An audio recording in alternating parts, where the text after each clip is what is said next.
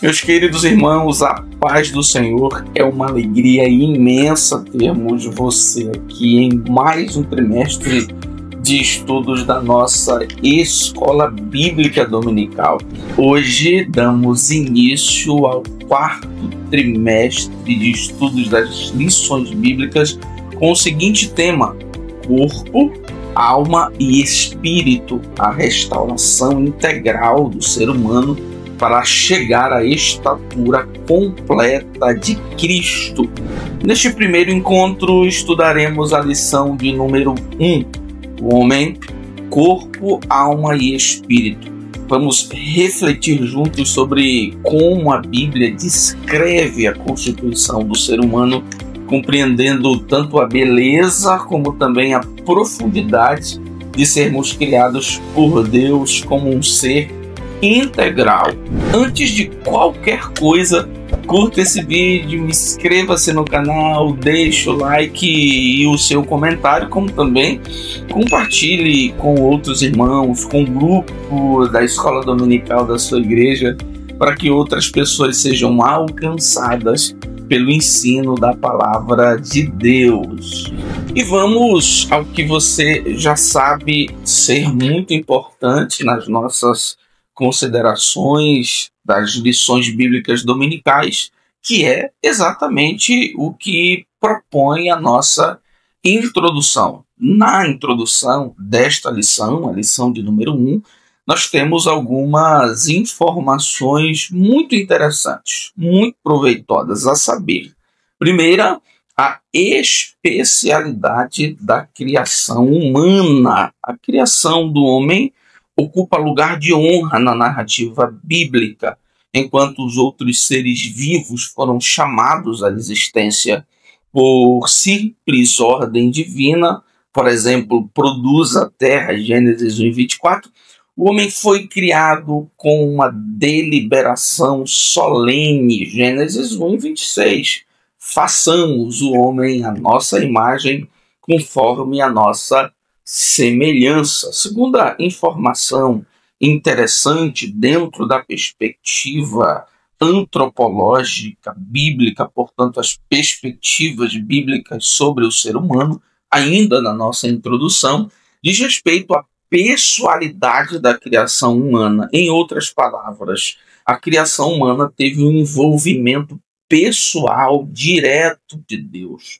Ao contrário de um ato impessoal, a criação do homem envolveu a ação direta e íntima de Deus. Ele formou o homem do pó e soprou nele o fôlego de vida. Aqui se percebe a pessoalidade do Criador em relação à sua criatura. A terceira informação, vista ainda no âmbito introdutório, diz respeito à dinâmica específica da criação humana, em outras palavras, o modo peculiar, particular do ato criador.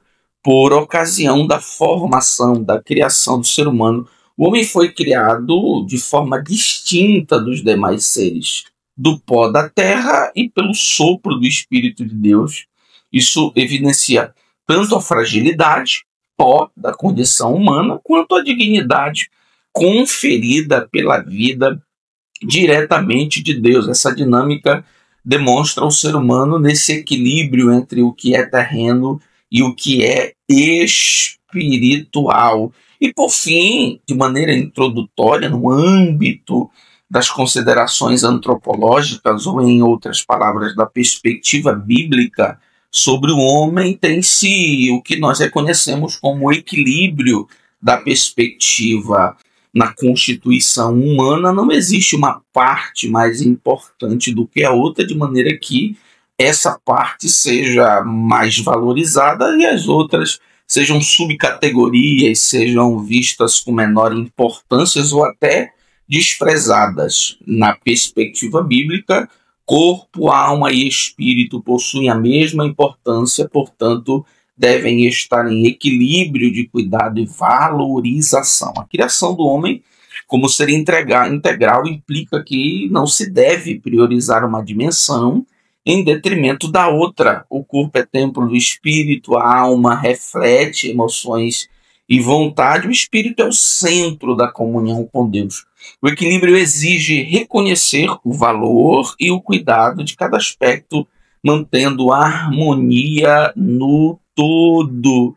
É interessante, nessa ocasião, mencionar o que registra Stanley Orton. Diz Stanley Orton o seguinte: a salvação e a vida cristã abrangem o homem inteiro, corpo, alma e espírito.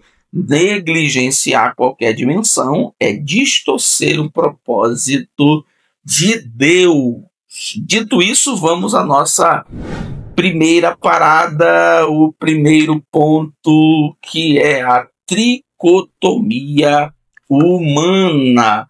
Pastor, o que é que nós vamos aprender aqui nesse ponto? Em primeiro lugar, vamos aprender aspectos da doutrina, ou seja, da doutrina antropológica ou da doutrina bíblica do homem. Nós vamos aprender sobre o fundamento bíblico da tricotomia. Você vai saber melhor o conceito, as informações que dizem respeito à tricotomia. E também nós vamos, em terceiro lugar, aprender informações sobre as duas partes essenciais do ser humano. Primeiro subponto é doutrina e teologia. Nesse momento, nós consideramos, em primeiro lugar, a natureza bíblica da doutrina. Qual doutrina? A doutrina do homem. A Bíblia é o livro que apresenta de maneira integral o que Deus diz sobre o homem. Portanto, nós consideramos assim a doutrina bíblica do homem. A doutrina do homem não nasce de especulações filosóficas, mas da revelação de Deus nas Escrituras. Desde Gênesis até o Apocalipse, a Bíblia delineia a identidade, a origem, a queda e o destino da humanidade. Portanto, a natureza da doutrina do homem, que nós vamos estudar, não se baseia em outras frentes de estudos ou científicas, mas está baseada, fundamentada, tendo como fonte exclusiva a Bíblia Sagrada, desde o Gênesis até o Apocalipse, abrangendo coisas que dizem respeito à vida do ser humano. Nesse caso, identidade, origem, queda, destino da humanidade e outras coisas mais. Nesse sentido, é interessante mencionar o que Heber Campos, teólogo, considera. A Bíblia não oferece uma visão fragmentada do homem, mas uma compreensão integrada que une sua origem, constituição e destino sob o senhorio de Deus. Em segundo lugar, nós consideramos aqui o que chamamos de sistematização teológica da doutrina. Pastor, me explique melhor. Lhe explico. De um lado, nós temos o dado da revelação, a revelação em si, o que a Bíblia diz sobre o ser humano. Do outro lado, nós temos a administração, a análise, o cuidado, a administração desses dados da revelação. Isso nós chamamos de sistematização. Quem faz essa sistematização? A teologia. E a teologia organiza os dados da revelação de maneira que fica mais fácil estudar o que a Bíblia diz sobre o ser humano. E essa sistematização teológica, ela possui duas características importantes, que é a característica realística, que aponta aquilo que a Bíblia diz de maneira muito real sobre o ser humano, especialmente referente à sua queda, mas também uma perspectiva, uma característica esperançosa. A teologia, com base nas Escrituras, também apresenta o fato de que existe no horizonte uma esperança em Cristo e uma esperança final que possui o homem como alvo do plano redentor de Deus. A teologia sistemática organiza os dados bíblicos e oferece um panorama realista e, ao mesmo tempo, esperançoso da condição humana. Millard Erickson, o teólogo, diz o seguinte: a antropologia cristã apresenta o homem como radicalmente caído. Essa é a perspectiva realista da antropologia bíblica, mas também como radicalmente redimido em Cristo. Essa é a perspectiva esperançosa da antropologia bíblica. A condição humana é séria, mas a esperança em Cristo, é claro, é maior ainda. Quando nós olhamos o que a Bíblia diz sobre o ser humano, portanto, a doutrina, quando nós observamos a sistematização, a organização, a administração didática desses dados bíblicos sobre o ser humano, nós, em terceiro lugar, consideramos que aquilo que a Bíblia diz sobre o ser humano tem relação direta com outras doutrinas bíblicas ou com outras doutrinas da área da teologia. Em outras palavras, quando nós estudamos sobre o homem, do ponto de vista bíblico, nós estudamos, por exemplo, também sobre pecado, porque o homem caiu. Nós estudamos sobre soteriologia, salvação, porque o homem precisa da salvação. Nós estudamos sobre escatologia, porque esse homem, se permanecer na fé em Jesus até a sua morte ou até o arrebatamento, será glorificado. E assim nós vamos ver uma série de diálogos entre a doutrina bíblica do homem e as outras doutrinas que estão na Bíblia. A doutrina do homem se articula de forma inseparável com as demais doutrinas dos demais campos da teologia. Stanley Orton diz o seguinte: o estudo bíblico do homem está entrelaçado com o estudo de Deus, porque o homem é uma obra de Deus, do pecado, porque o homem caiu, da salvação, porque o homem é alvo da redenção. Não há antropologia cristã sem teologia, sem armatiologia, ou seja, a doutrina do pecado, e sem soteriologia, a doutrina da salvação. Segundo subponto, tríplice natureza. E aqui nós vamos abordar a perspectiva bíblica ortodoxa, tradicional, histórica, de que o homem tem três partes. Portanto, uma tríplice constituição, natureza. O homem é feito de corpo, alma e espírito. Sobre isso, em primeiro lugar, nós consideramos o termo teológico que nomina essa constituição, que dá o nome a essa realidade da existência do ser humano. E o nome é tricotomia, que vem do grego tricotomia, que é tricotos, três, temem, cortar, dividir, que apresenta o fato de que, muito embora sejam três partes, mas são três partes distintas, indicando a constituição do ser humano em três dimensões distintas: corpo, alma e espírito. Sobre essa perspectiva tríplice, que nós chamamos teologicamente de tricotomia, nós temos que considerar a base bíblica que a explica. A ideia do homem feito de corpo, alma e espírito não é uma ideia filosófica, não é uma invenção histórica, não é uma acomodação doutrinária, mas é uma realidade bíblica. Portanto, nós temos como base para entender que o homem é corpo, alma e espírito, tanto o Antigo Testamento como o Novo Testamento. Nós temos, e você vai ver na sua lição, uma série de referências do Antigo e do Novo Testamento que comprovam esse fato.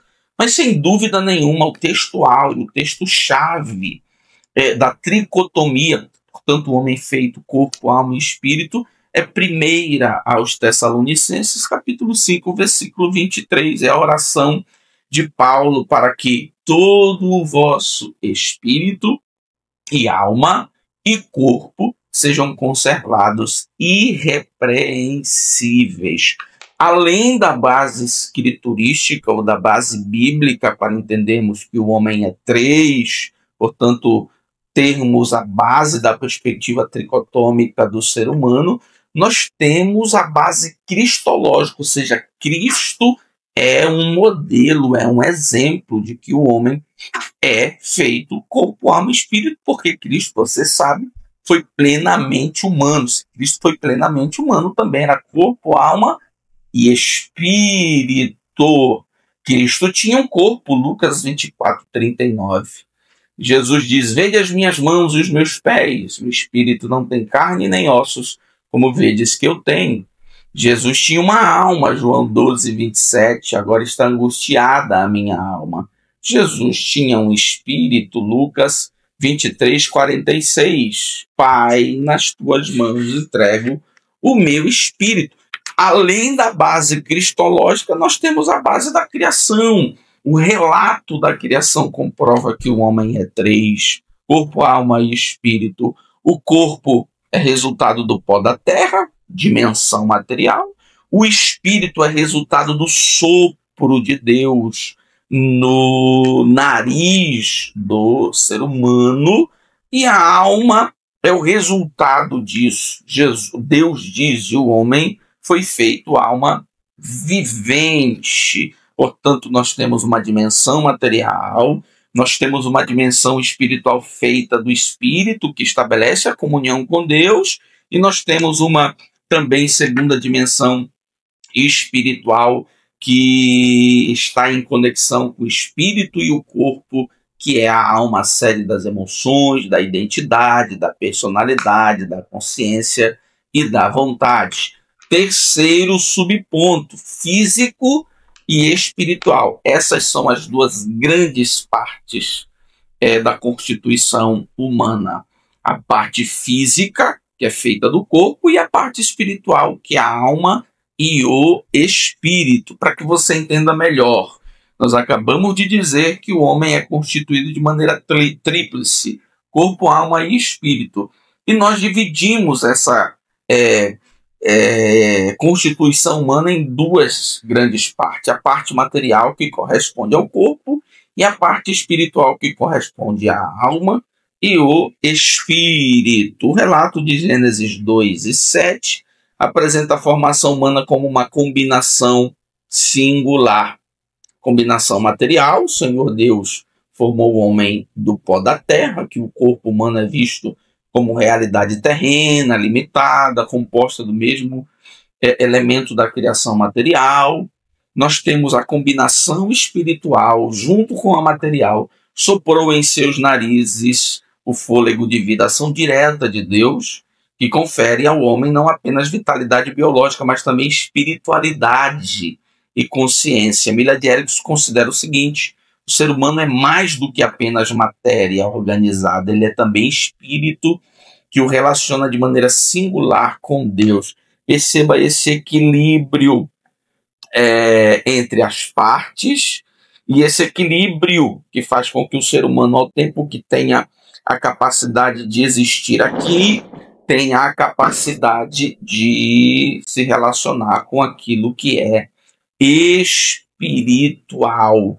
Essa realidade física e espiritual junta faz com que o ser humano seja distinto das outras criações. O ser humano, diferente dos outros seres criados, possui essa junção de pó e sopro divino. Os anjos não possuem essa constituição, os animais não possuem essa constituição, apenas o ser humano possui esse tipo de constituição que o faz distinto das outras criações. E é interessante nós lembrarmos do termo hebraico utilizado para fôlego de vida, que, como nós vemos em Gênesis 2:7, ele está no plural, significa fôlegos de vida, que exatamente diz respeito a essa parte física e espiritual do ser humano. Dito isso, vamos ao nosso segundo ponto: a distinção entre alma e espírito. O que vamos aprender aqui? Nós vamos aprender sobre a parte espiritual do ser humano, nós vamos aprender sobre o conceito de alma, o que significa alma, e também nós vamos aprender sobre o conceito de espírito. Primeiro subponto: a alma. Sobre a alma, em primeiro lugar, nós precisamos considerar a riqueza de sentido da palavra alma, aquilo que nós chamamos tecnicamente de polissemia. Quando uma palavra tem vários sentidos, vários usos, vários significados, nós chamamos isso de polissemia. É o que ocorre com a palavra alma. E os estudantes, os leitores da Bíblia Sagrada precisam estar atentos a isso, porque senão deixam de crer na tricotomia e acabam caindo no erro daqueles que acreditam que o ser humano é apenas corpo e alma. O termo alma é um dos mais ricos e polissêmicos da Bíblia. No hebraico, nepesh aparece cerca de 755 vezes no Antigo Testamento, com o sentido que varia de vida, ser vivente, até desejo interior ou emoções profundas. E até hoje tem-se essa característica, quando alguém diz assim, fulano falou do fundo da alma, isso traduz o fato de que ele falou de maneira profundamente emocionada. No grego é psique, uso no Novo Testamento com significados semelhantes, podendo designar a vida física, a vida interior ou ainda a alma imortal. Sobre isso, considera o Aine Gruden o seguinte: a palavra alma nas escrituras às vezes significa a pessoa inteira, às vezes significa a vida física e outras vezes a dimensão material do homem. Muito embora se tenha essa realidade variada do que significa alma tanto no Antigo Testamento como no Novo, aqui nós precisamos especificar o conceito. O que significa alma no estudo do que a Bíblia diz sobre o homem? Apesar da sua amplitude de significado, amplitude semântica, a Bíblia distingue claramente a alma do homem da alma dos animais. Nos animais, alma tem sentido restrito de vida, só vida biológica, não tem nem uma realidade espiritual, é um uso da palavra. No homem, a alma está enraizada no sopro de Deus, é distinta, tornando-se uma realidade espiritual, incorpórea e imortal. Louis Berkhoff considera o seguinte: a alma do homem é distinta da dos animais, porque ele foi conferida diretamente por Deus e a capacita a relacionar-se com ele em termos morais e espirituais. Mas, pastor, o que é a alma do ponto de vista bíblico e teológico? A alma pode ser definida como a sede da vida, aquilo que distingue o ser vivo de um corpo morto, a dimensão imaterial do homem, invisível, incorpórea, imortal, sobrevivendo após a morte física, a esfera da personalidade, onde residem razão, afetos, vontade, consciência, e também a dimensão relacional. A alma recebe do espírito, eu diria, os impactos da emoção, da comunhão com Deus. É na alma que nós sentimos a alegria do contato, da comunhão com Deus, que, como nós veremos, é possível por meio do espírito. Segundo subponto, espírito. E aqui nós vamos entender que na dimensão espiritual que tem alma e espírito, o espírito possui a importância considerável porque ele é o elo de comunhão entre Deus e o ser humano. Deus estabelece contato, comunhão, relacionamento com o ser humano via espírito. O espírito, ruach no hebraico e pneuma no grego, é a dimensão mais elevada do ser humano, pois conecta diretamente com Deus. Apesar de nós concebermos a importância do espírito, nós não podemos considerar que por causa disso o espírito é mais importante do que a alma e é mais importante do que o corpo. Não existe uma relação de importância e desprezo entre as partes do corpo, entre as partes da constituição humana. Todas as partes da constituição humana são importantes. Repito, não existe uma relação de hierarquia que valorize e despreze partes do corpo. Todas as partes da constituição humana são igualmente importantes. O espírito é importante na adoração, possibilita a adoração. É no espírito que o homem adora a Deus. O espírito é importante porque ele recebe a vida de Deus. É o canal por onde flui a vida, a bênção de Deus é por meio do espírito.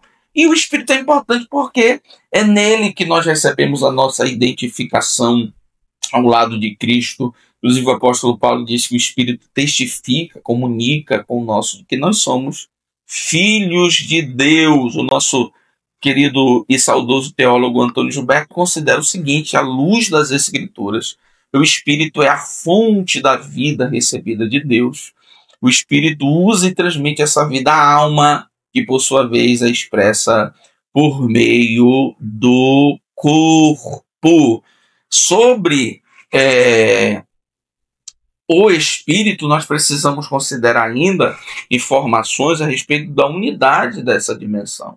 Embora a Bíblia fale em corpo, alma e espírito de forma distinta, esses não são três seres separados, mas dimensões que compõem uma única pessoa. O espírito não existe isoladamente, mas unido inseparavelmente da alma. Morreu, o espírito não se separa da alma. O espírito transmite vida à alma e a alma, por sua vez, se manifesta através do corpo. Essa interdependência reflete a unidade essencial do ser humano, criado um ser integral, sem divisões fragmentadas, o que corrobora com a perspectiva de que uma parte não é mais importante do que a outra. Todas as partes da constituição humana são igualmente importantes, igualmente precisam ser valorizadas, porque o são em Deus, e especialmente na redenção operada por Jesus. Jesus não salva só a alma, só salva a alma, o espírito e o corpo. E é o apóstolo Paulo, inclusive, que compartilha conosco a ideia de que o espírito é o homem interior, muito embora o homem exterior se deteriore, e aí ele fala do corpo, o homem interior se renova, ou seja, ele recebe a renovação da fonte que é Deus. Vamos ao nosso terceiro ponto, a interação das três dimensões. Pastor, o que é que nós vamos aprender aqui? Aprender sobre a parceria do corpo com a alma e a responsabilidade do homem. Primeiro subponto, corpo, afetos e somatização. Aqui nós vamos ter que considerar a visão bíblica do corpo. A Escritura não trata o corpo como inimigo da alma, isso é muito importante, mas como parte essencial do ser humano criado por Deus. O corpo, que no grego é soma, é o meio pelo qual a alma e o espírito se expressam no mundo visível. Por isso, o sábio Salomão relaciona diretamente o estado do coração, da alma, com os reflexos do corpo. E aqui nós vamos ter as famosas frases que manifestam esta certeza. O coração alegre formoseia o rosto, o coração com saúde é a vida da carne, o coração alegre serve de bom remédio, mas o espírito abatido virá secar os ossos. Não há uma separação, mas há uma parceria entre a parte espiritual, que é corpo, que é alma e espírito, com o corpo, de maneira que a realidade da alma e do espírito se manifesta no corpo. E aqui, nessas três referências bíblicas, isso fica claramente atestado. Nós não podemos considerar, sob perigo de heresia, o fato de que o corpo é inimigo da parte espiritual. Muito pelo contrário, há uma relação de unidade e de parceria, de maneira que, havendo saúde espiritual, se manifesta no corpo, havendo doença espiritual, problemas espirituais, isso também se manifesta no corpo. É uma unidade que envolve expressão. Segundo subponto, equilíbrio e saúde. Em vista dessa interdependência das dimensões humanas, é necessário que o homem tenha consciência da responsabilidade de cuidar bem da parte espiritual e da parte física. Eles não podem ser vistos numa escala de prioridade. Quem, de maneira exagerada, lida com o corpo, dá ênfase, valorização exagerada ao corpo, corre o risco de tornar-se um hedonista.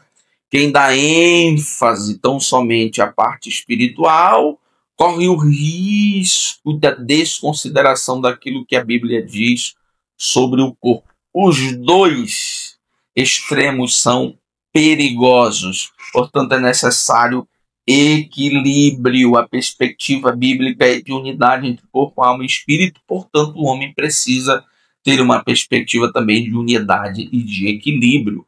O corpo, a alma e o espírito não podem ser tratados como realidades separadas. Orton considera o seguinte: o homem não pode ser entendido de modo integral se corpo, alma e espírito forem vistos como partes isoladas. Eles constituem uma unidade dinâmica na qual cada aspecto influencia o outro. Portanto, esse último ponto traz-nos a responsabilidade, tanto da perspectiva do equilíbrio, quanto do cuidado em vista dessa perspectiva, não apenas com a alma e com o espírito, mas igualmente com o corpo. Deus abençoe você, em nome de Jesus.